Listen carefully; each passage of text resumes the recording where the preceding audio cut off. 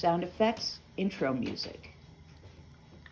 Well, hey there, my beautiful Mud Island munchkins. Hello to all you twinkling little children. I see you. I see you looking at me while I'm looking at you. If we keep looking too long, our eyeballs will probably melt, so that's why sunglasses exist. Why do you exist? Ask yourselves that, children. Or better yet, don't. I mean, just don't. Sound effects, sirens, machine gun fire, far away screaming. Oh, don't worry, you get used to it. This is a tiny bit of land, and we've got no room for an open-air homeless shelter. All of that noise is beside the point at any rate. The question to ask yourselves is not who's being driven into the ocean to drown, but who's that lady with the voice like silver bells and honey dancing over the waves and lighting up the Mud Island nighttime, night after endless night. Low music plays songs, Who's That Lady, as if heard on radio, next door apartment on the other side of a wall. It's a valid question, children. Who is this lady? And I'm going to answer it. My name is Evelyn Garnett, but you can call me Aunt Evelyn or Aunt Evie. Or if that's still too long for your amoebic attention spans, amoebic meaning tiny, the attention span of an amoeba, of course, like any sensible person, I prefer abalone, fresh, raw, tastes like the ocean. Seafood. It surrounds us. Sea level rises any faster any day now, we'll be seafood, but I'm not here to talk about the weather or seafood. Though it would have made a good opening line or even a title if you want to pull out all the napkin rings and sherry goblets. The subject was seafood. Sound effects, Circean melodrama music. But of course, the subject isn't anything but me all the time, young ones. Think yourself involved? I talk and think about myself so much you'd think I was actually a man. Sound effects, tinned nightclub laughter, rim shot. In which case, you wouldn't even notice if I was talking too much, since talking about myself, while male, is often just perceived as talking. Talking about oneself while female should be done naked, between the ages of 12 and 28, but only if you want anyone to even pretend to listen. As my mother used to say, eyes first, ears second. And it's always been a cherished idea of mine that I eventually get someone, somewhere, preferably not in a coma, to listen to me. Maybe you, my off-island babies, across the sea, will you listen to me as the night wind garlands your little homes and the tides are silently tugging at the edges of your continental shelves all night long? Does my voice come through all the crashes and whispers of the nighttime waves? Sound effects, waves getting softer and softer until silence. Car going by, Doppler effect. Silence again. Is there anyone on this little blue nightlight listening to me? But that begs the question, doesn't it, children? Who exactly is me? Well, I'm 112 years old if you ask my blood work, but I still perform various avant-garde acts of radical leftism. I know you know what I'm talking about, Senator. No, the senator doesn't want to hear from me, I'm sure, and sure as Heckle and Jekyll doesn't want to talk about our weekend in Cancun back in '74. I was 13, Senator, but you were already old enough to know better, weren't you? Sound effects, silence, waves. It doesn't matter now anyway, and it's not like I've been waiting for a text from you for the last 52 years, and even if I have been, that's not a problem either, because I'm doing spectacularly well, thank you. First of all, I am kept off the streets by my monthly disability check, which is enough for an entire dwelling place in one of the more desirable sections of Mud Island, where the tide never gets more than waist deep, and our motto is, don't fear the mangroves. The wood planks we use for streets are easily load-bearing up to whatever weight the mayor and his entourage were last week. The boardwalk splintered and they sank up to their hips in the sea-soaked mud, but an easy fix with a few spare planks from the siding on the charity huts. Like a little wind is going to kill them. It's so typical, right? Are they grateful the island building committee gives them walls? No. They have to complain about having 3 walls instead of 4. The fourth wall's a tired gimmick anyway. But it's not a problem for me. Most of the time, I live in the middle of a perfectly reasonable infrastructure. Thank you very much. Plus, I'm on a very well-administered supplemental nutritional assistance program. Sound effects. Teen girl's voice from far away and long ago. Oh, snap. So, if I want to, I can eat. Any time of day or night, anytime boredom, it doesn't even have to get to hunger, it drives me to eat, I can eat. If I want to wait until I'm actually hungry, I can do that too. As long as Maniac's still on sale at the island's only big box store, hasn't been sucked into the sinkhole that keeps appearing unscheduled on the southwest corner of... The point is, I can eat whatever and whenever I want. And if I don't forget to check in with my worker every so often, no, I tell them, I haven't changed my financial or residential situation since the last time I called. Same, not even different, and it's done. Then all I have to do is make sure there are no contradictions between what I tell the SSI and what I put down on the various documents they are so kind as to send me. I will continue to eat food for the rest of my natural life, courtesy of the government. Am I a criminal mastermind or what? Hey, Republicans, I'm not going to die of starvation at the age of 60, and if I stay on Mud Island in my tastefully decorated storage closet, I won't be sleeping on the streets either. Like I said, criminal mastermind. The cleverest tick on the haunches of the job creators. That's right, I am a disability queen, fancy-free on Mud Island, caressed by balmy sea breezes. Sound effects, shutter blowing open and shut in hurricane gale. While you poor suckers have to worry about whether to go to Europe or to the tropics for your fact-finding junkets, should you retire to Portugal or Costa Rica? Will your grandkids need an extra set of stairs when you refurbish the attic? Not me, suckers. All I have to worry about is making sure I have enough frozen peas on hand to mix with my ramen noodles. God's perfect food. And I get it with food stamps. 3 out of 4 weeks every month, and if you can't stretch it out that last week before the check comes, you're just acting like you're too good to miss a meal or two and then go binge on fast food because it's not like you can afford to do anything else. So designated female at birth canine companions, I'm free as a bird, living pretty on Social Security for my treatment-resistant major depressive disorder, so you can just go ahead and call me the Mud Island Miss Kardashian.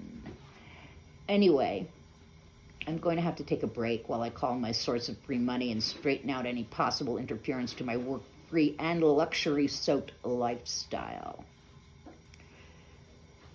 Sound effects voicemail. If this is an emergency, please hang up and dial 911. You've reached us after business hours, so at the tone, please leave a brief message with your name, time you called, and your client ID number, and we will get back to you within 14 days, probably. Should we not contact you within the fortnight, we will be canceling your account and going to the beach. Our best advice to you would be, pray for rain. Sound effects, rain, distant thunder. End of part 1.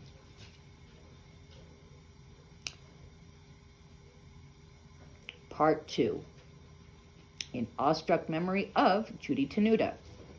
Hello, babies. It's Auntie here again with the answer to your most pressing questions, the one you have gnawing at you anytime you stop to think, the only question with any relevance at all to your life, which is, as we all know, simply this. Child's voice, shaky, parroting, obedient. How can I be as cool as you, Aunt Evelyn? It's Aunt Never mind, go get yourself half a cookie. Sound effects, indistinct whine. You'll get the whole thing when you can say my whole name, Scoot. Child's barely heard voice. I hate Mud Island. Of course you can be as cool as me, little ones. If I can be as cool as myself, there's no reason you can't too. And today I'm here to show you exactly how, because in the next few minutes, we'll be answering all your questions on totally cool living. Auntie's going to give you concrete strategies for staying out of the cemetery. First up, how to morph the 97-year-old landlord to whom you pay rent into someone who pays your rent, and more. Think you're too old for that kind of special friend? Not when you show the old geezer with a 60-year-old woman who neglected her oral hygiene most of her adult life can do with her pretty pink gummy gums when she spits out her dentures. And that's not the end of my glamorous life hacks, young one.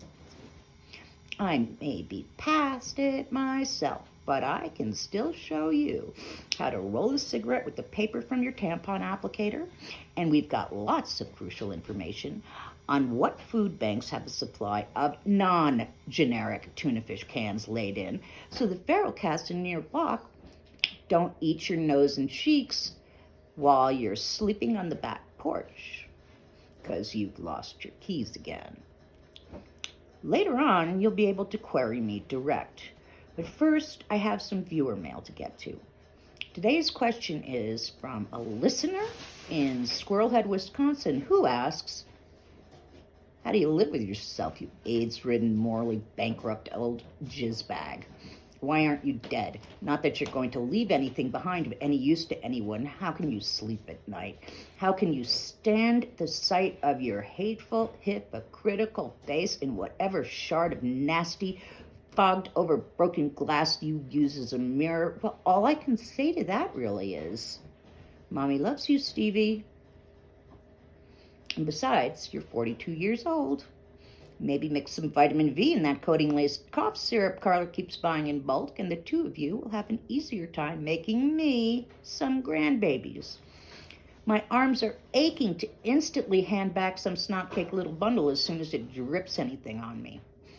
And besides, Stevie, let me tell you, there are a whole lot of worse places to get, quote, abandoned than a bus station in Pompano, Florida.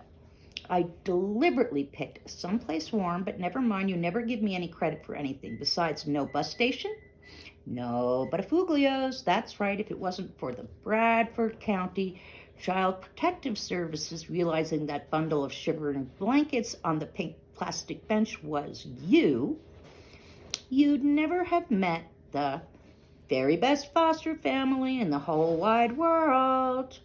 Remember your 14 foster siblings and the pillow fights you kids used to have? Or are you going to recycle the old complaint about, boo-hoo, Mommy, those weren't pillows, those were pillowcases wrapped around bricks? My God, you digital natives are so entitled. Stevie, no one walks in and just has an immediate right to a bed up off the floor and first grab at the potato chip pile. It's like nothing's ever good enough for you kids. Oh, boo-hoo, we had to walk around selling cemetery roses, and the thorns cut our fingers until we left bloody handprints on everything we touched. I hate to tell you, Stevie, but we all have to sell something. And you were lucky to have a product people were buying at all. That doesn't last forever, I promise you. No one's a Bambi-eyed sex waif in perpetuity. Those days vanish quicker than the stamps I could never find to put on the letters I meant to send you every week. And oh my God, I can literally hear your eyes roll 8,000 miles away. Yes, I wrote them. It's just that the damn post office is the only thing on this earth more unreliable than me. Swear to God. I wish the therapist had never told you that cute little mantra you guys are always doing. in a neener sing-song. Damn what they say. Watch what they do. Intentions don't exist, only actions. I swear, Stevie, who are these people of action? Sorry if I'm not a stunt person. I'm just trying to stumble to the finish line like all the other stutter-stepping zombies limping our old asses along in the third act. Okay, children, I'm going to have to cut this short, as I'm the chief monitor for the Mud Island Library's collection of North American 20th century magazines, so I have to enforce decorum. And I always have to make sure tonight's ritual sacrifice goes off without getting too festive or making me the star of the show. Since there's still the goons from the Mud Island Twitterverse after what's left of my life, since the governor doxed me and put a target over my face right over the posters of the Mud Island Muff Diving Spectacular, which tends to make the very active masturbation coalition associate my face with pleasure abruptly denied, it wasn't deliberate, okay? I didn't think it was possible that the Mud Island citizens would do something as insane as trying to elect the candidate who actually got the most votes. I was only running as a symbolic gesture, and I'm horrified that it might lead to an actual job of some sort. Search me why my opponent in this particular, mostly fictional contest felt the need to call me a Marxist crack whore, but he did tweet out my address and phone number and tagged out the Mud Island Midlife Militia. Sound effects, breaking glass. Oh my God. I can't believe those. You gravy seals got up out of your Osaki 4000 heat massage chairs to have a little Boston Tea Party on my front yard? Sound effects. Battering ram. Mob chant. Trash her fence. Trash her fence. I'm going to have to cut this short. SFX. Mob noise. Bye for now, but as the angel of death said when he passed over the home of all the Israelites, I'll be back. Epilogue. Over outro music, or just the sound of more glass breaking and property destruction, or maybe the sound of property destruction and breaking glass, is the outro music. Hi, everyone. Just wanted to remind everybody that there are entire seminars in the works on how to be as amazingly, irrefutably stone-dead cool as me available at a 70% discount as soon as I get any nibbles on my Patreon. Depending on your level of commitment, you can also take home one of our Here's Mud in Your Eye coffee cups, and of course a free mention of your name where the untainable celebrity crush of your choice is sure to come across it. Never mind where, speaking of where's your trust, we've also got a series of mugs and t-shirts we snagged on our visit to our sister city, Anadonia, Pennsylvania, emblazoned with the town's new motto. Anadonia, it's not like we're in pain or anything. And for those of you who prefer a poetic approach, we've got coffee mugs that turn your brew lukewarm and watery with a one-word motto that says it all so economically.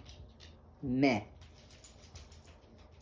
In the meantime, don't give up, because next week's episode is the first of my motivational tapes with easy-to-follow instructions on how to drop out of college 2 weeks before your graduation and still have your parents send you the cash for a cross-country road trip, and a medical procedure that's entirely and only between you and your healthcare provider.